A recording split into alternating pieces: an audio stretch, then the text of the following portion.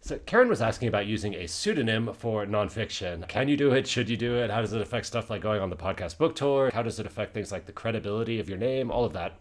So basically, if you want to use a pseudonym for nonfiction, totally fine, totally okay. The only reason not to would be if you really valued the idea of building up a personal brand, or if you already had a strong personal brand and audience that you wanted to leverage. But in this particular case, neither of those is the case, so you're free to do whatever makes you feel comfortable.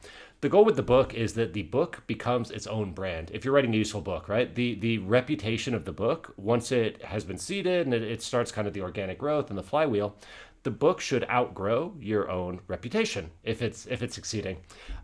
So a lot of the time, you can tell if a book is really useful and recommendable if the book sales are bigger than the author's platform, right? Because that's a sign that the book is succeeding for its own merits rather than just being propped up by the author's platform.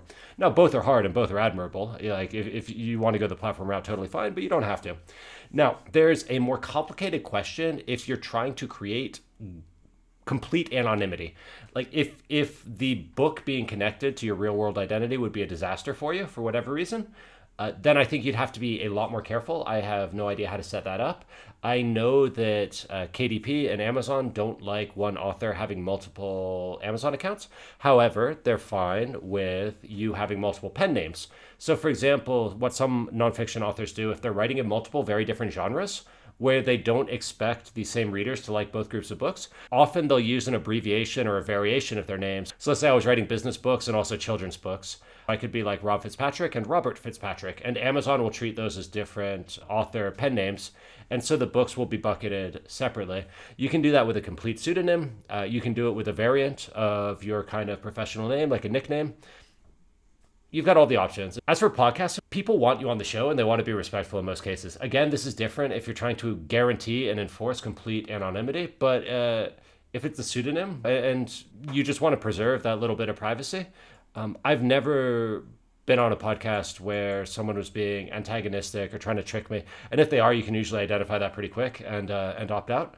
Because ultimately they need you to show up and stay through the whole thing. So yeah, I think it's great. Do it under a pseudonym, absolutely. Treat the book as the brand, or the intellectual property that you're building as the brand, or make a pseudonym, or do it as a cartoon character. Gary Vaynerchuk talks a lot about using a cartoon character, almost an avatar, as your company brand, because then it doesn't really matter which specific person is behind it. And you have the advantage you can put a whole team behind the avatar or one person who cycles over time. And it's also easier. This wouldn't really apply to a book, but it's easier to sell the thing because then you know that it can be run without you being personally involved. So yeah, if pseudonym makes you comfortable, absolutely do it. For complete anonymity, you'll need to do a bit more research.